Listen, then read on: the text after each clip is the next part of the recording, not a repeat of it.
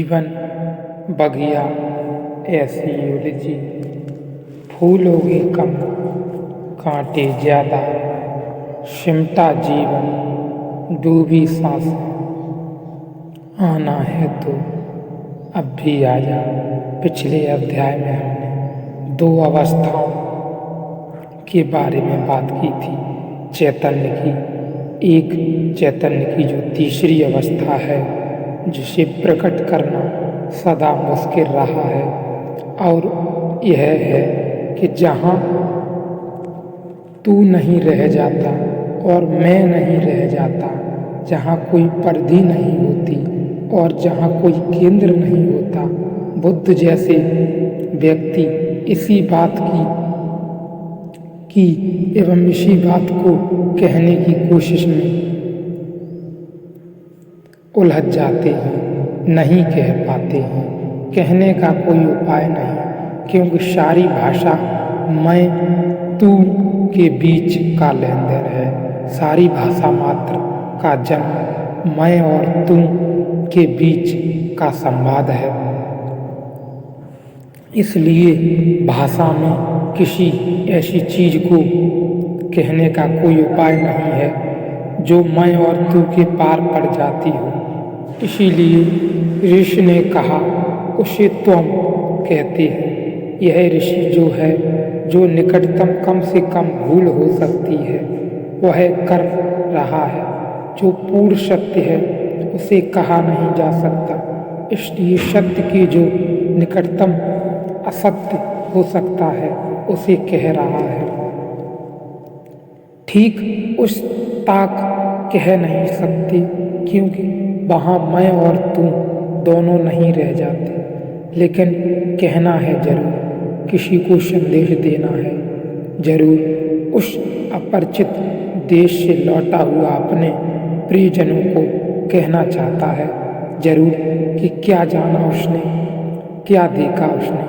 तो ऋषि कहता है, त्वम, यह वह शिष्य के लिए कह रहा है, वह जो सीखने बैठा है, जिज्ञासा करने बैठा है, उससे कह रहा है कि जब शुद्धतम चैतन्य जाना जाता है, तब हम उसे तू नाम देते हैं।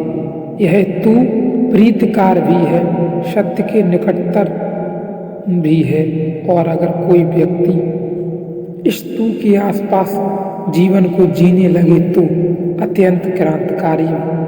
राम कृष्ण की समस्त साधना तू के निकट थी। एक वेदांती साधु तोतापुरी मेहमान हुआ। दक्षिणेश्वर में तोतापुरी ने कहा कि तू लगा रखा है, इसे भी छोड़ो, वहां पहुंचो जहां दोनों नहीं हैं। रामकृष्ण वैसे विनम्र थे, जैसा भक्त होना ही चाहिए। कभी कभी विनम्रता बड़ी अद्भुत घटना बन जाती है। रामकृष्ण ने कहा, पहुंचा दो, मैं राजी हूँ। तोतापुरी ने नहीं सोचा था कि रामकृष्ण जैसा आदृत समादृत परमहंस लाखों लोग चरणों में सिर तो रखते हैं, वह इतनी जल्दी सीखने को राजी हो जाएगा। शायद तोतापुरी का भी कोई सिखाने के लिए कहता तो तोतापुरी इतनी जल्दी राजी नहीं हो सकते थे।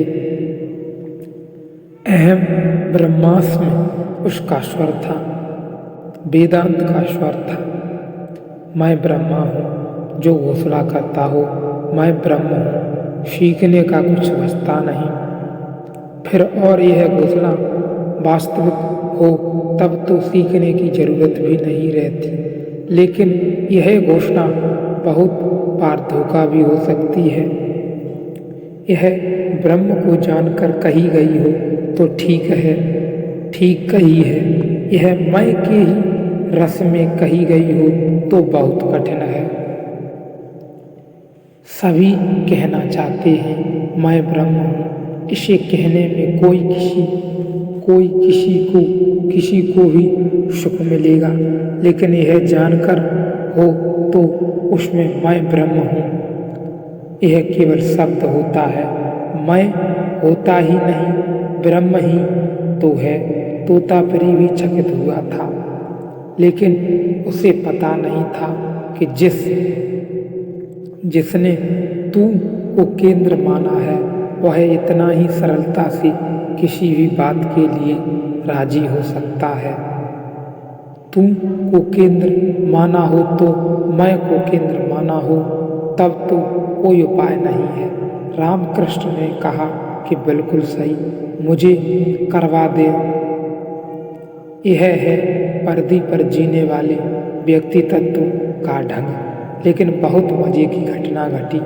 तोतापुरी ने कहा कि ठीक है, तो तुम्हारी तैयारी पूरी है। रामकृष्ण ने कहा कि जरा मैं मंदिर जाकर माँ को पूछ आऊं कि अब तुझे भी छोड़ना चाहता हूँ, आज्ञा है। तुमको भी छोड़ना चाहता हूँ, आज्ञा है। तोतापुरी ने कहा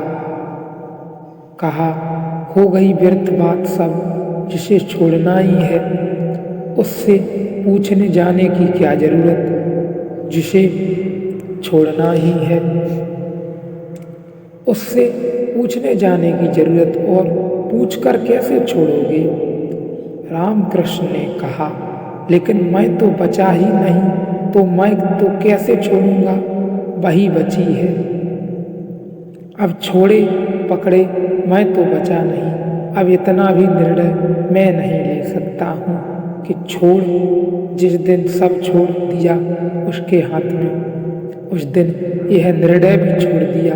अगर उसकी आज्ञा न मिली तो अज्ञानी मर जाऊंगा, लेकिन अब कोई उपाय नहीं है। यह तुम को केंद्र मानकर जीने वाले का भाव है, जीने वाले व्यक्ति का भाव है, जीने वाले मनुष्य का भाव है। वह अज्ञान में भी मरने को राजी है, क्योंकि मैं के लिए इतनी भी जगह नहीं रखना चाहता कि अगर ज्ञान का मौका आ जाए तो मैं उठकर कहे कि अच्छा चलो, राजी हूँ।